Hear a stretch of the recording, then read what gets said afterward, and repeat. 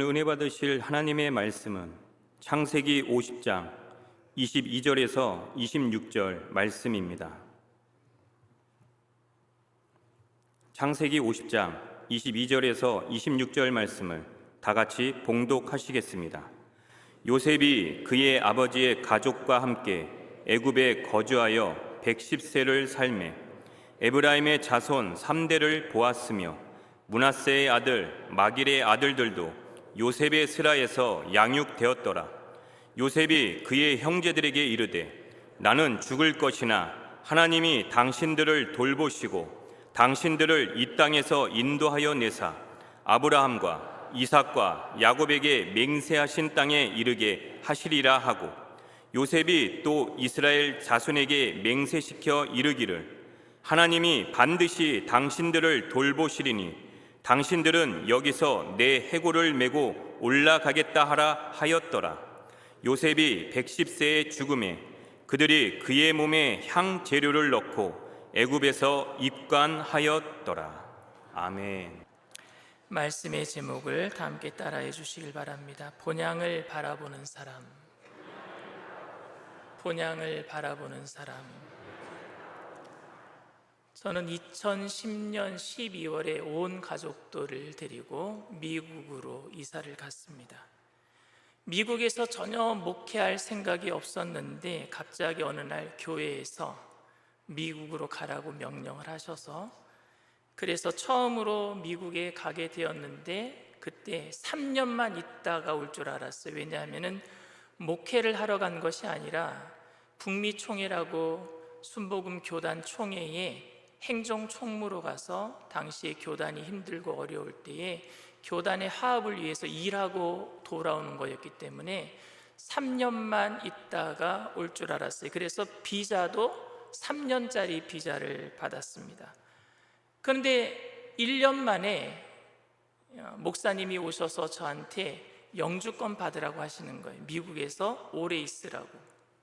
그래서 1년 만에 영주권 신청해서 영주권을 받고 3년 동안 총무로 이제 교단을 위해서 일하다가 교단의 모든 문제가 사라지게 되었을 때에 오마라고 하는 시골 촌동네로 담임 목회하러 들어갔습니다.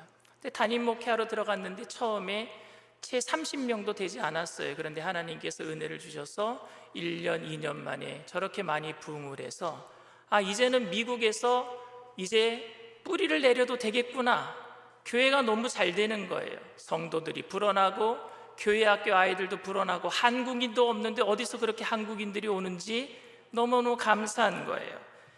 이제 미국 생활도 익숙해지고 목회도 안정이 되고 즐거워졌을 적에 한국으로 돌아가겠다라는 꿈은 사라져버렸어요. 그렇다고 한국 고향 땅이 그립지 않았던 것은 아닙니다. 매년 선교대회 때마다 1년에 한 번씩 들어올 때마다 시간이 날 때에 제가 살던 동네도 가보기도 하고 제가 학교를 다녔던 학교도 가보기도 하고, 그런데 매년 가족들과 함께 들어올 수는 없었어요. 혼자서 한국에 들어올 때는 비행기를 타고 인천공항에 내리자마자 미국 가고 싶었어요. 왜냐하면요, 고향은 제 생각에는 장소가 아니라 사람이라고 생각합니다. 추억을 함께 나누는 사람이 있어야지 고향이지, 가족들이 다 지금 미국에 있는데 혼자만 한국에 왔으니 그게 고향의 기분이 나겠습니까? 그리고 10년 정도 한국을 떠나서 살다 보니까 한국 생활에 대한 두려움도 생기는 겁니다. 말이 통하는 사람들이 너무 많은데도 불구하고 한국 분들이 급하잖아요. 저는 미국에서 사는 동안에 자동차를 운전하면서 클락션을 눌러본 경험이 거의 없어요. 근데 한국에 왔더니 조금만 늦게 출발한다고 빵빵거리고 조금 끼어든다 그러면은요 안 비켜주고, 그래서 아무리 좋아하는 사람이라고 할지라도 그냥 너무 뒤엉켜서 사는 것보다는 간격을 유지하면서 사는 게 낫겠다 싶은 생각이 드는 거예요. 나무가 간격을 두고 서 있는 것처럼 뒤엉켜 있는 그는 덩쿨보다는 간격을 두고 서 있는 나무가 낫듯이 사람들과 조금 거리를 두고 유지하면서 사는 것도 괜찮겠다 싶습니다. 외국에서 오래 산 사람들은요, 고향을 그리워하지만 고향에 돌아가서 사는 일은 이만큼 쉬운 일은 아니에요. 그래서 저는 성경에 나오는 느헤미야가 이해가 가지 않았습니다. 유다가 망하고 수많은 사람들이 바벨론의 포로로 잡혀왔습니다. 그들은 자신의 의도와는 상관없이 미래가 암울한 상태로 강제 이민 아닌 이민을 당하게 된 사람이었습니다. 바벨론이나 페르시아에 그렇게 끌려온 사람들 중에서 인재를 젊은 사람들 중에서 등용했기 때문에 몇몇 청년들에게만 희망이 주어진 것이지 모든 사람들은 다 노예 생활을 했습니다. 그렇게 끌려온 사람들 중에 150년이 지나서 이제 이민 4세대 중에 태어난 사람이 누구냐? 느헤미야예요. 페르시아에서 한 번도 고향을 가본 적도 없고 고향에서 태어나 본 적도 없는 사람, 그 느헤미야가 술 맡은 관원장이 되었어요. 아닥사스다 왕 때 술 맡은 관원장이 되었어요. 여러분, 술 맡은 관원장이 그냥 우리나라 술 따르는 술상무라고 생각하지 마세요. 당시에 왕을 독살할 수 있는 위치에 있기 때문에 왕이 가장 신임하고 가장 높은 위치에 있는 사람이 바로 술 맡은 관원장입니다. 그러니 이 느헤미야가 페르시아 제국의 가장 높은 자리, 왕 다음 비서실장 자리에 올라간 거예요. 그런데 그가 예루살렘이 힘들어졌다라는 고향 소식을 듣고 눈물을 흘려요. 금식을 합니다. 그리고 그 자리를 내려놓고 고향으로 가겠다라는 거예요. 자기 고향도 아니에요. 자기가 태어난 곳도 아닙니다. 그런데 예루살렘으로 돌아가겠다고 합니다. 저는 그 느헤미야가 가졌던 마음이 어떤 마음이었을까 궁금했어요. 살아본 적도 없고 가본 적도 없으니 고향에 대한 추억도 없을 겁니다. 그리고 지금 자신의 가족들은 다 페르시아에 살고 있어요. 거기에 가면은 가족들도 없습니다. 아무리 출세하고 성공했다고 할지라도 이방인으로 페르시아에서 살아서 허무함을 느꼈기 때문에 고향으로 돌아간다고 했을까요?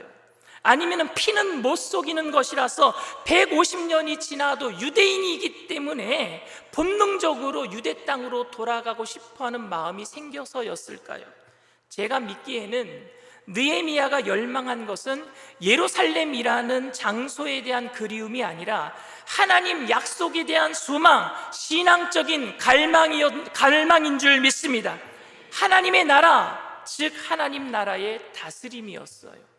고향을 떠난 유대인들이 그리워했던 것은 예루살렘에 있는 집과 나무, 산과 들이 아니라 하나님의 임재, 성전에 있었던 그 하나님의 임재였단 말입니다.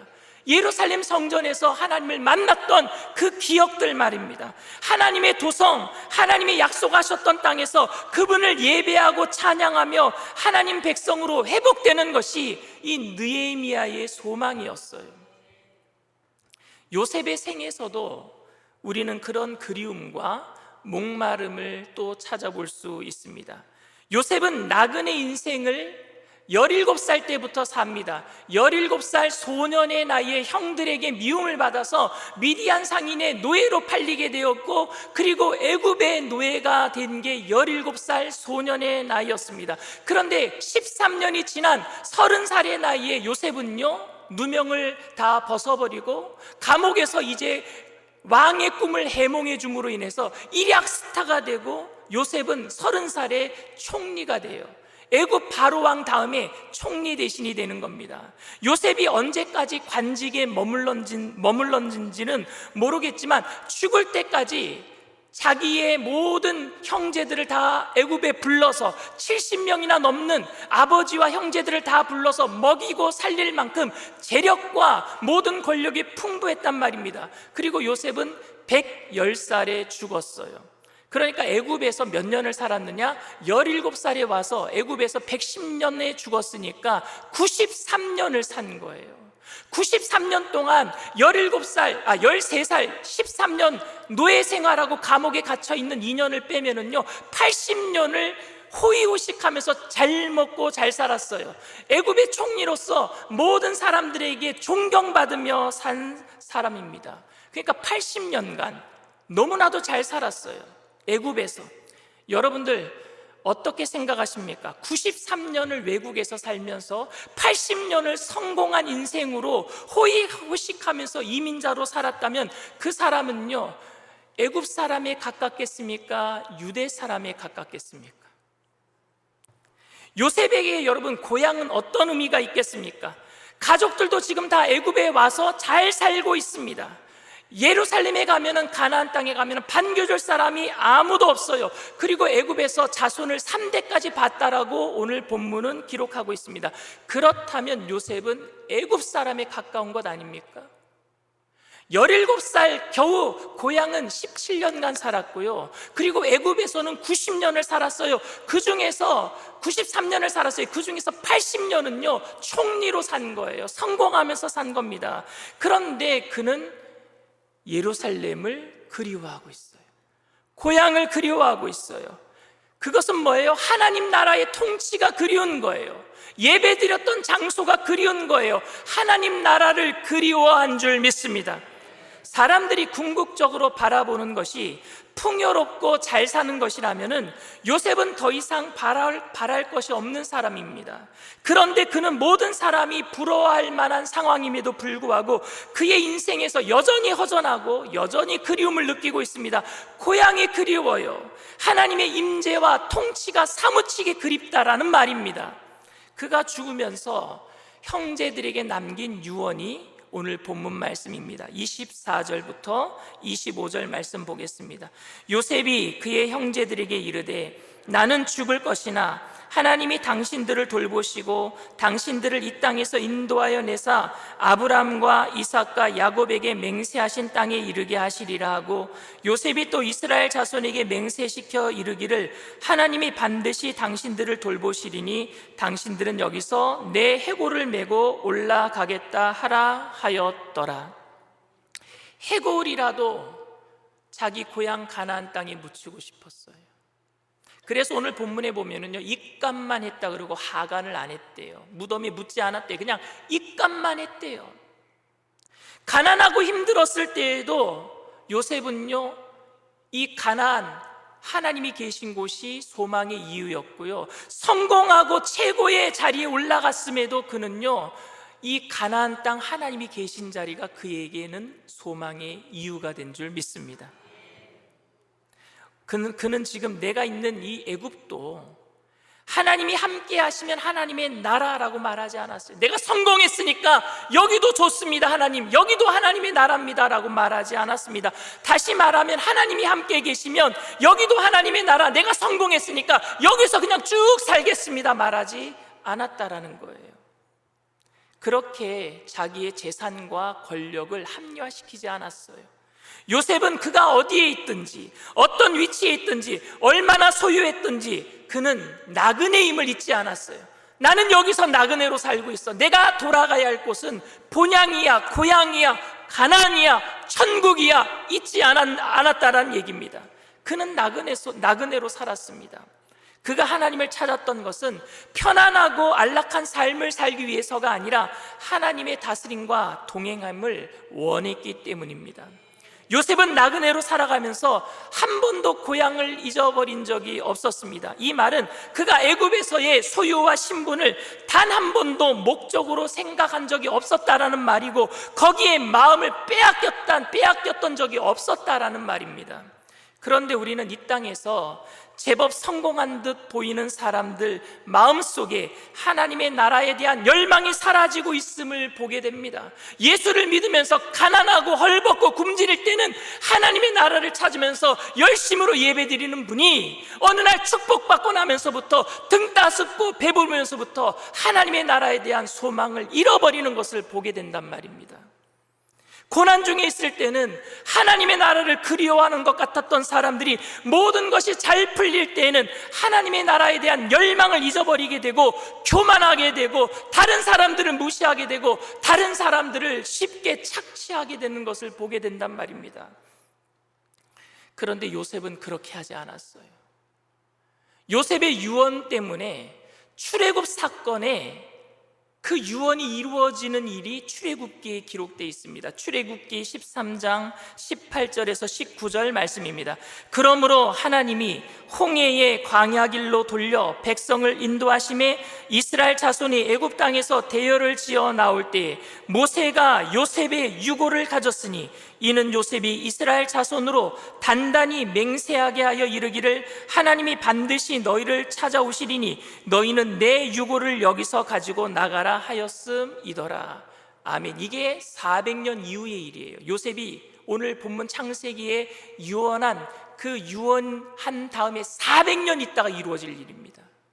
여러분 대단하지 않습니까? 400년 이후에 이루어질 일을 유언으로 남긴 요셉도 대단하고, 하나님은 약속의 말씀을 이루시기 위해서 400년 동안 애굽에서 이스라엘 백성들을 큰 민족 만드시고 400년 만에 그 민족을 가나안으로 돌려보내시는 약속을 이루시는 하나님도 대단하고, 요셉의 유언을 잊어버리지 않고 400년 동안 그 말을 기억하고 있다가 요셉의 유고를, 여러분 전시 상황이에요. 급한 상황입니다.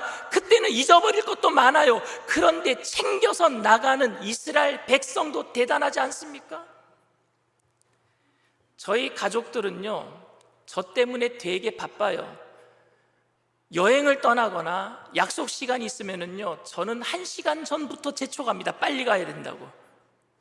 그러면 제가 재촉하는 바람에 아이들과 아내는요, 가지고 나가야 될 것을 하나씩 까먹고 나가요. 바쁜 상황이다 보면 다 까먹게 돼 있어요. 근데 이스라엘 백성들은요, 400년 전에 요셉이 한 말을 기억하고 있어요. 어떻게 기억할 수 있을까요? 서로들 간에 날마다 얘기했다라는 거예요. 우리 까먹지 말자. 우리의 본향은 가나안이다. 가나안으로 갈 때 요셉이 분명히 자기의 유고를 가지고 가달라고 했다. 그래서 모세가요, 그 유고를 메고 있는 거예요. 얼마나 대단하지 않습니까?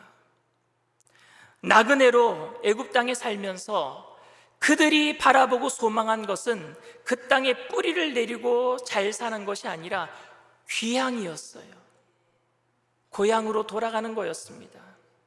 성공하고 인정받는 삶을 산다라고 애굽이 고향이 될 수 없어요. 우리가 이 땅에서 아무리 잘 살고 잘 먹고 그리고 많은 권력과 명예를 가지고 있다고 할지라도 이 세상은 우리의 고향이 될 수 없습니다. 천국에 대한 그리움과 하나님에 대한 그 그리움으로 이 땅을 살아가는 사람들이 천국 백성의 정체성을 놓치지 않게 될 줄 믿습니다. 그 정체성이 있어야 돼요. 이 땅에 살지만 이 땅에 속하지 않은 저 천국에 속한 하늘나라 시민의 정체성을 놓치지 않게 되기를 바랍니다. 요셉의 생애의 결론은 요셉이 총리가 되었다라는 것이 아니라 그가 유골이라도 가나안 땅에 들어갔다라는 거예요.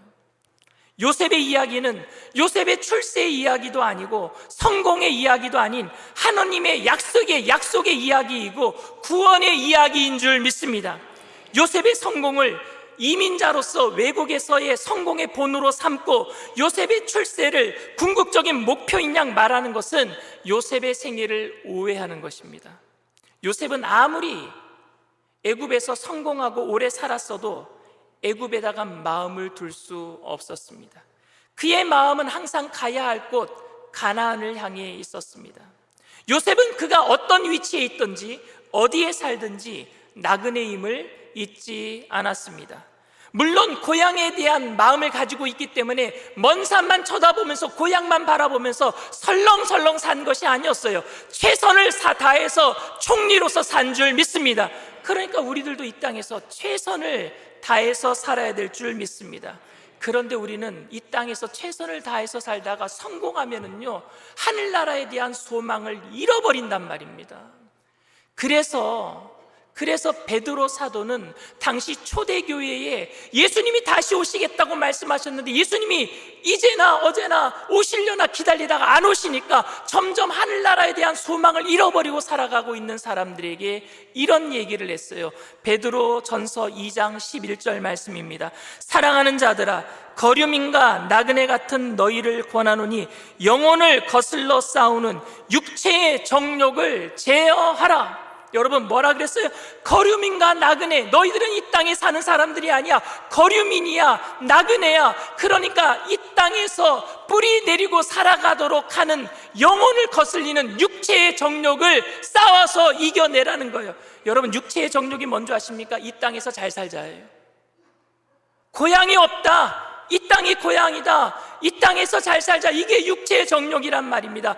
영혼을 거슬리는 육체와 싸워내는 거예요. 왜? 우리는 나그네니까, 우리는 거류민이니까. 요셉은 노예로 살 때만 고향에 대한 그리움이 있었던 것이 아니라 총리가 되었어도 고향에 대한 그리움은 없어지지 않았습니다.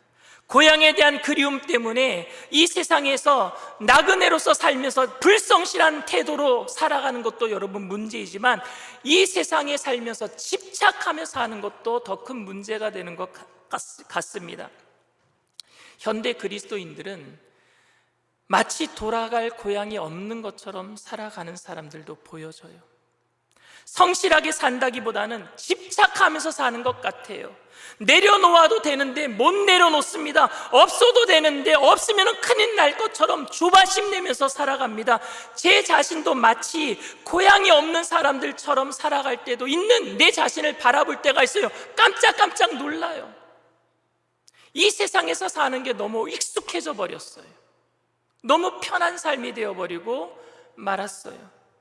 우리가 예수를 믿는다라는 고백은 우리에게 돌아갈 고향이 있다라는 고백입니다. 여러분 믿으십니까?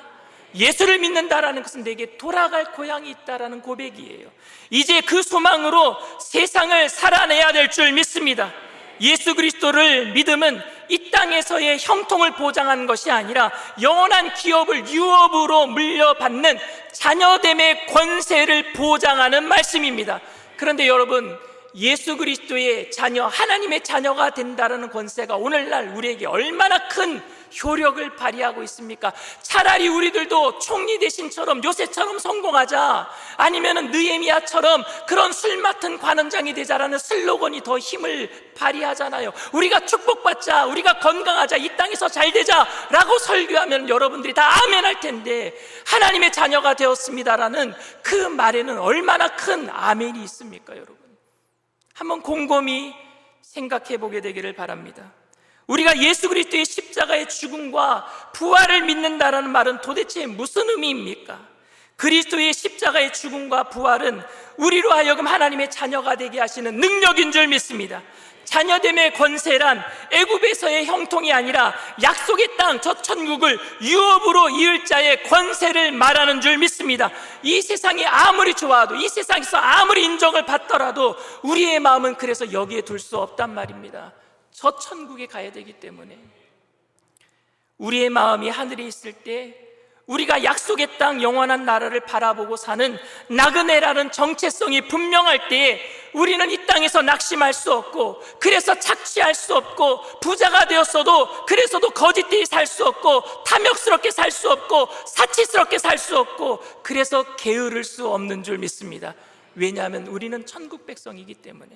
사랑하는 성도 여러분, 저는 힘들고 어려울 때도 우리가 요셉처럼 노예가 되었을 때도 하나님을 찾고 최선을 다하면서 살게 되기를 바랍니다. 억울하게 감옥에 갇혔어도 요셉은요, 최선을 다해서 살았어요. 그런데 그가 13년 만에 총리가 되었어요.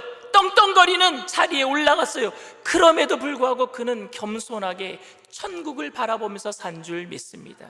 느헤미야처럼 천국의 소망을 두고 예루살렘에 힘든 소식이 있을 때 눈물을 흘렸던 것처럼, 혹시라도 힘들고 아파하는 천국 백성들이 있다면 함께 눈물을 흘려주는 우리들 천국 백성들이 다 되기를 바랍니다. 그 은혜 가운데서 자유함을, 참된 해방을, 진정한 평화를 누리는 저와 여러분들 다 되시기를 주님의 이름으로 축원을 드립니다. 이 시간 말씀을 생각하시면서 잠시 묵상으로 기도해 주시기를 바랍니다. 오늘 저희 교회에 처음 나오신 분이 계십니까?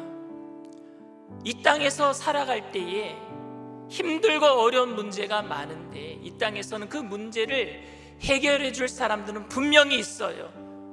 그런데 그 문제 해결은요, 다 유효기간이 있습니다. 그 문제 해결이 끝나고 나면은요, 또 다른 큰 문제가 밀려오는 게 이 세상입니다. 영원한 문제 해결은요, 예수님밖에 그 해결자가 없어요. 죽음의 문제를 해결하신 분은 예수님밖에 없으셔요. 그리고 예수님은요, 우리를 위해서 처소를 예비하러 가셨다 그랬어요. 그리고 다시 오신다고 약속하신 줄 믿습니다. 그 예수님만이 길이요 진리요 생명 되시기 때문에 여러분들을 이 땅에 사는 동안에도 천국을 소망하게 하고, 그리고 이 땅에 살아가면서도 영원한 소망을 가지고 어떠한 삶 속에서도 우리의 정체성이 흔들리지 않게 하시고 결국에 천국으로 이끌어 주실 줄 믿습니다. 내가 예수 그리스도를 믿고 천국 백성이 되어서 그 정체성으로 주님만 바라보며 살겠습니다. 믿음을 고백하시는 분들은 그 자리에서 일어나 주시길 바랍니다. 인터넷상에서, TV상에서 예배드리는 그 자리에서 여러분들, 내가 영원한 생명을 얻고 내 고향이 이 땅이 아니라 영원한 천국임을 알고 그 땅을 향해서 나가기를 원합니다 하시는 분들은 믿음을 가지고 그 자리에서 일어나 주시길 바랍니다. 믿음으로 일어나신 분들은 제가 하는 기도를 따라해 주시길 바랍니다. 하나님 아버지, 저는 죄인입니다. 어디에서 와서 왜 살며 어디로 가는지 알지 못하고 방황하며 살았습니다. 저의 죄를 위하여 십자가에서 죽으시고 부활하신 예수님을 제 구주로 모셔드립니다.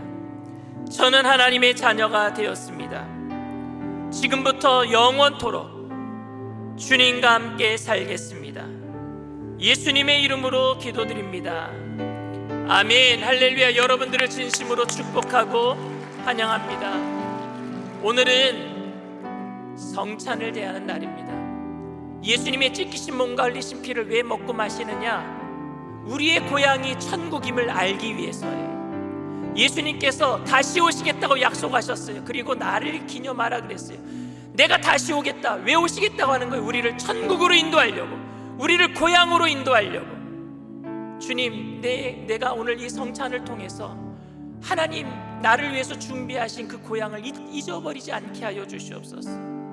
힘들고 어려운 삶 속에서도 주님께서 우리를 인도하실 그 영원한 고향 본향을 잊지 않게 하시고, 내가 잘 되었어도 이 땅이 고향이 아니라, 이 땅에 뿌리 내리는 것이 아니라 내게 복 주신 분 하나님을 위해서 영광스럽게 살라고 복을 주셨으니 복을 나눠주고 꾸어주고 저 천국을 향해서 믿음으로 겸손하게 나갈 수 있도록 이 성찬을 대할 때 내가 주님을 생각하게 하시고 천국을 생각하게 하여 주시옵소서.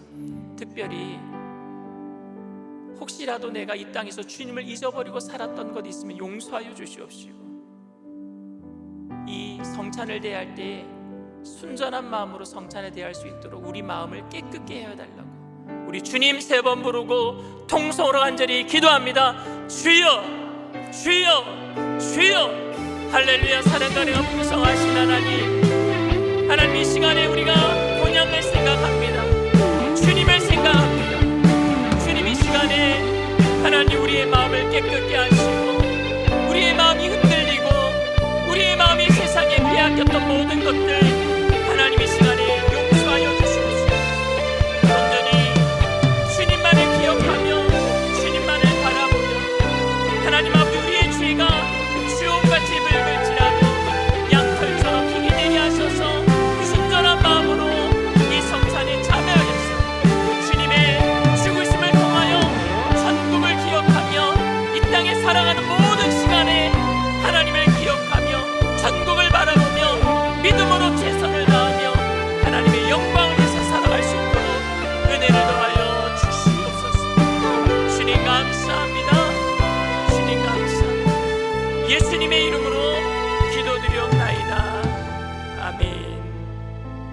내가 너희에게 전한 것은 주께 받은 것이니 곧 주 예수께서 잡히시던 밤에 떡을 가지사 축사하시고 떼어 이르시되 이것은 너희를 위하는 내 몸이니 이것을 행하여 나를 기념하라 하시고 식후에 또한 그와 같이 잔을 가지시고 이르시되 이 잔은 내 피로 세운 새 언약이니 이것을 행하여 마실 때마다 나를 기념하라 하셨으니 너희가 이 떡을 먹으며 이 잔을 마실 때마다 주의 죽으심을 그가 오실 때까지 전하는 것이니라. 그러므로 누구든지 주의 떡이나 잔을 합당하지 않게 먹고 마시는 자는 주의 몸과 피에 대하여 죄를 짓는 것이니라.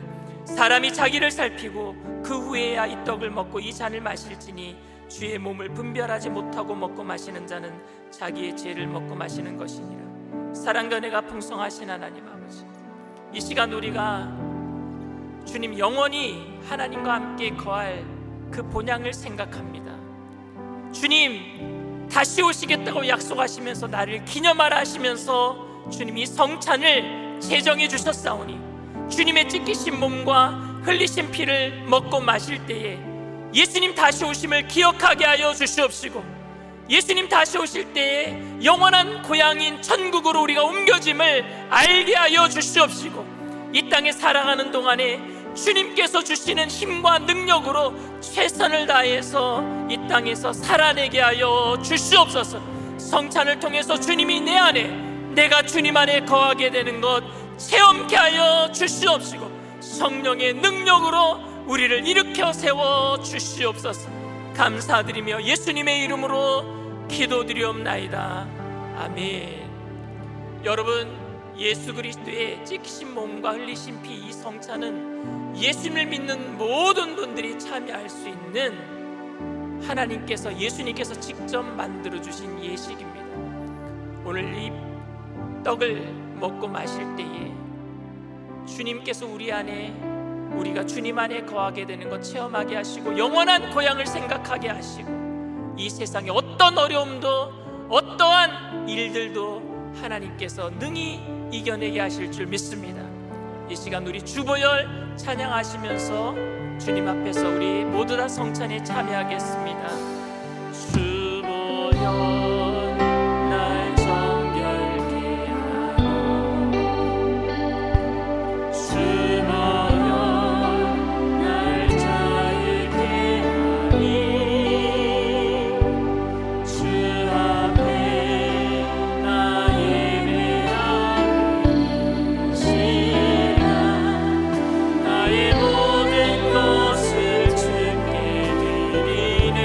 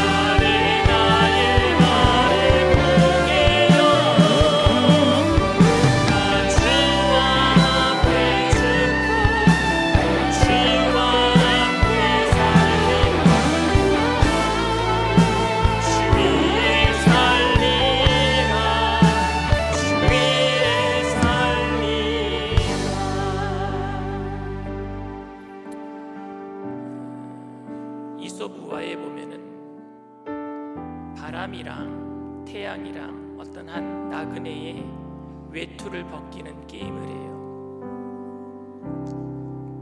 바람이 그냥 세차게 불고 춥게 하니까 그 나그네가 외투를 더 여미고 안 벗으려고 해요. 근데 햇볕이 이제 내 차례야. 햇볕을 쨍쨍 찌고 따뜻하게 해주니까요, 외투를 다 벗어버려요. 여러분, 우리가 언제 넘어질까요?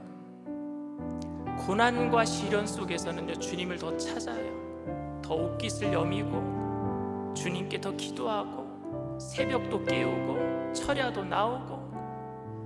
그런데 따뜻해지면, 문제가 해결되면, 성공한 것 같으면 나도 모르게 해이해지고 옷깃을 여몄던 기도의 자리를 떠나는 거예요.